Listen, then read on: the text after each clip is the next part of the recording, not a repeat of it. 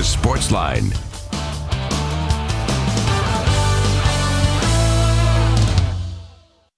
Good evening, Nashville. Welcome to SportsLine. John Burton back in the Wednesday chair. The Wednesday extravaganza is back. Good to be with you. And we got a special hour for you. You know, ordinarily we'd be talking about what Jeremy Pruitt had to say today at SEC Media Days, or the fact that, hey, can you believe it? Nick Saban actually got upset with somebody asking him about his quarterback situation. We've got plenty of time for that. But tonight, we are talking Titans football as training camp is just 8 days away. Hard to believe. For us jamokes in the media, that means summer is over, but it doesn't matter because we get to cover football and we get to spend time with tonight's guest, the voice of the Tennessee Titans, the best play-by-play announcer in the National Football League, our dear friend Mike Keith. Mike, welcome back to the show. It's been too long, man. That I'll come back every week. Well, that's what we like it when you come back. What year is this for you? 21 overall. Wow, 21 years. 21 years. What was wild is you're only like 28 years old. Look at this, folks, guys. This guy does not age. That's what Wikipedia says, because I just changed it. Good job by you. Thank you. Yes.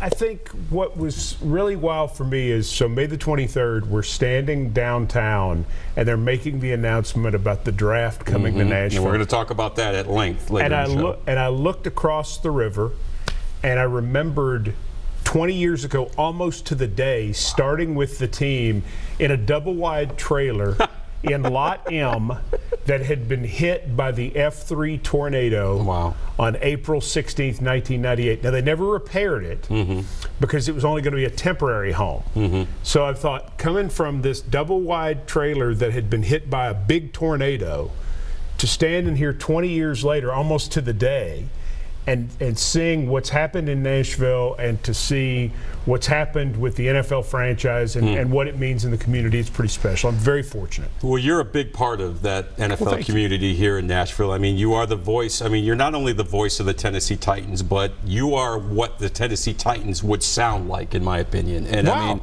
that is, I mean, you have carved out a great legacy here, and it's always fun to talk to you. It's always fun to talk ball with you. But you know, last year, an interesting year for you in the booth, right? A new partner, and you know, I actually would listen to the broadcast while I was in the press box covering the games because, well, let's just say where I sit in the press box, it's a little crazy. So I needed to kind of get away from all that, and I would listen to you and Coach Mack, and you guys had great chemistry together right from the jump. I've had some really great experiences in broadcasting with partners through broadcast partners, and when I've done TSSAA basketball with Ron Bargatze, I've always really been fascinated by the fact, you know, he was a coach, and most of the people that I've worked with have been former players.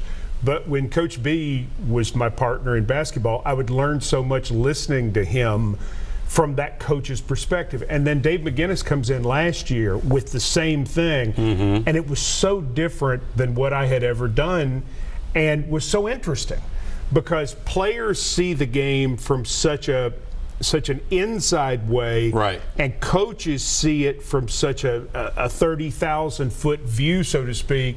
Dave McGinnis, I think, really added something that the listeners really enjoyed a whole lot, and I certainly enjoyed it, and our whole crew enjoyed working with him. He's got a great sense of humor, and you're right. You guys had some very funny moments there in the booth, and also, like you said, he sees things from a coach's perspective. Like, he can recognize formations, tendencies, that kind of thing. I mean, he's a guy that's, you know, it's got NFL football in his blood, and I imagine that helped you. Not that you need any help, you're the best in the business, but I imagine having a coach with that much knowledge by your side during that 3 hours of game day had to be, you know, pretty beneficial to you. It helped me tremendously. Probably as much growth in terms of understanding the game as I've had at any one time, because he was in the office all the time. He came to practice. He had a spot in my office where he watched practice. He didn't want to stand on the field because he couldn't see everything. So he would sit in the corner of my office and peer out the window where he could get that look, and he could say, oh, they're going to do this, and they're going to do that. And when I would come back, he would say, did you see what they're setting up? And I would always say, no, I don't really have a clue. And he would say, well, they're setting up because they think the opponent is going to do this, so they're going to counter with this. So from a preparation standpoint, it was fantastic. He showed all of us in the office how you watch tape. Now watch this. It has got Amy Wells with her own clicker. Titans Amy. Shout out Titans Amy. We love her. She has her own She's clicker. Awesome. That's great. And so she sits at her desk, and I'm like, what are you doing? She goes, I'm watching tape. Like, don't you have something to do? She goes, this is something to do. Coach Mack said it was fine.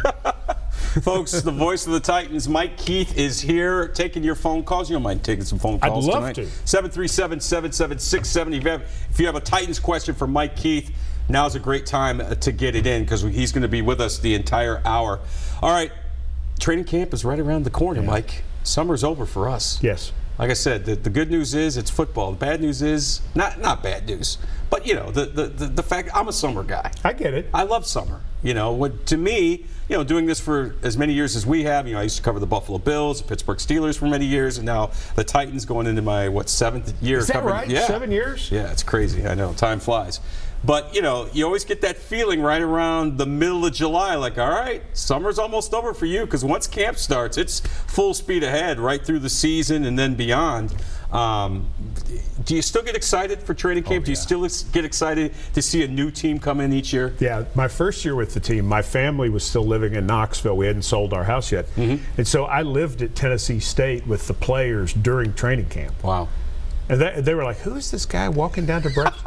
But I wanted to do it because I wanted to learn the ball club. Sure. And it was really helpful. You know, I stayed in Clarksville in 2006 when we went there, and I love it. I mean, I've been counting the days. You do all the things. You got to get, you know, one more trip to the eye doctor. You got to get your physical in. You've got to get your last haircut. You've got to, you know, you got to go to the bank and do all the things. I mean, you really do. You count the days because you say we got to get these things because when football's on, that's it. Right. And it's the greatest thing in the world from a mindset. Because you know that's really all you have to do is just go do football, and it's wonderful.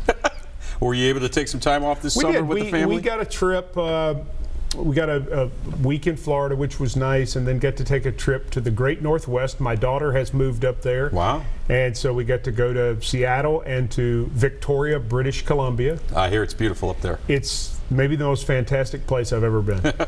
It was that good. For a minute I thought I could just stay here. Yeah. But I don't have any money. And I don't have any Canadian money. So, yeah, you know, I used to live in Buffalo, and we used to go to Canada quite a bit. And that Canadian dollar versus the American dollar, it's kind of wonky. All right, enough about that. As we get ready for training camp, a lot of newness with the Tennessee Titans this year.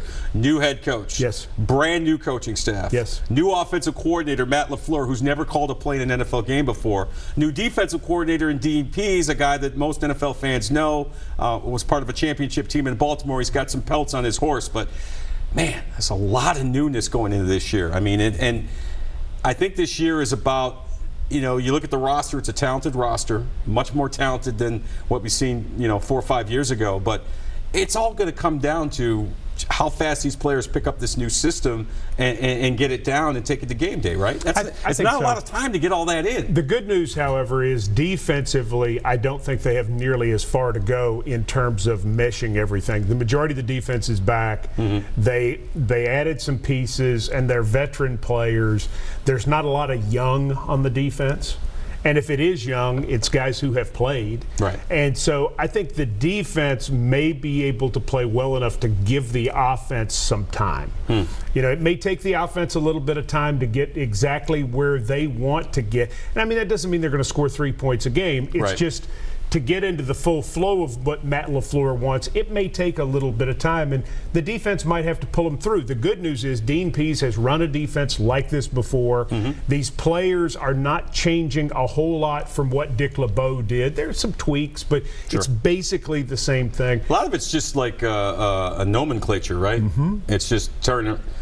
Well, how many bros you know say nomenclature on TV, by the way? I'm very proud of that. So.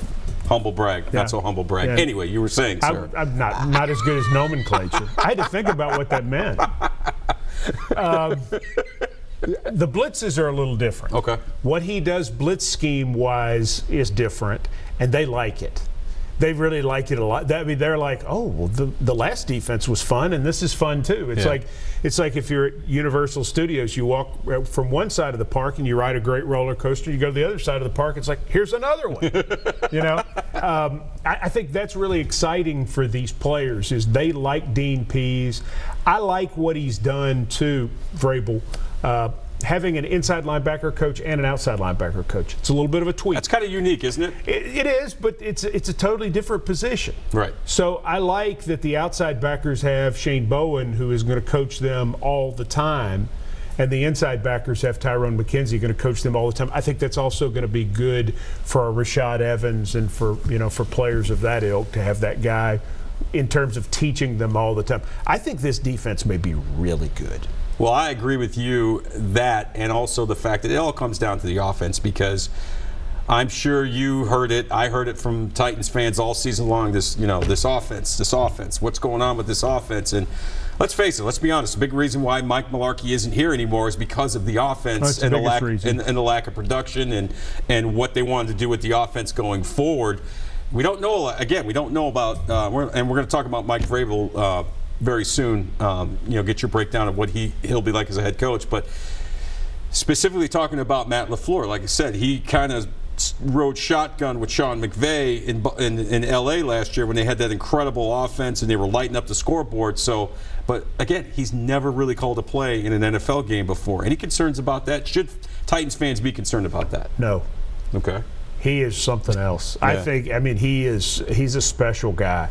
And granted, not every play he's going to call is going to work, and not everything's going to be perfect. But you meet him. He blew him away when he interviewed for the head coaching job. Yeah.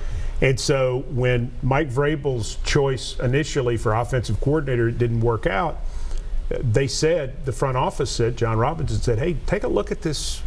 Take a look at this Matt LaFleur. We were very impressed with him. Mike Vrabel had no tie to him. Right. And yet he was so impressed, he hired him.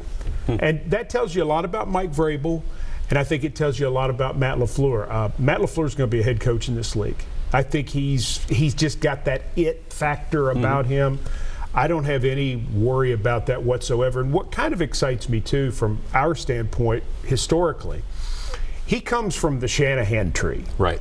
The Gary Kubiak and the Shanahans and McVay and all of that. Well, the best offensive coordinator that we have had since the franchise has been here was Mike Heimerdinger. He came directly from the Mike Shanahan tree. So I think it's a very good omen. Good sign. And I always liked about Mike Heimerdinger's offense, there were two things. First of all, if something was working, he just shoved it down your throat. Right. If he was throwing to the receiver on the outside and you couldn't stop him, he just kept doing it. So much fun. It's like, you can't stop us.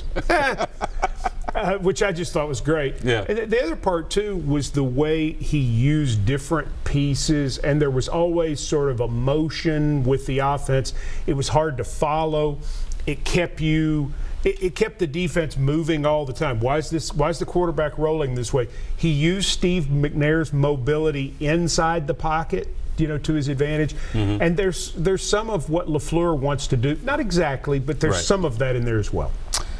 He is Mike Keith. He is the voice of the Tennessee Titans. He's here with us on the entire hour of SportsLine here on the Wednesday Extravaganza. We're going to take our first break. When we come back, we're going to talk about Mike Vrabel, your impressions of the new head coach so far, and what we can expect from him, not only on game days, but throughout the week as well. We're going to break down the offense with Marcus Mariota. We're going to break down the defense.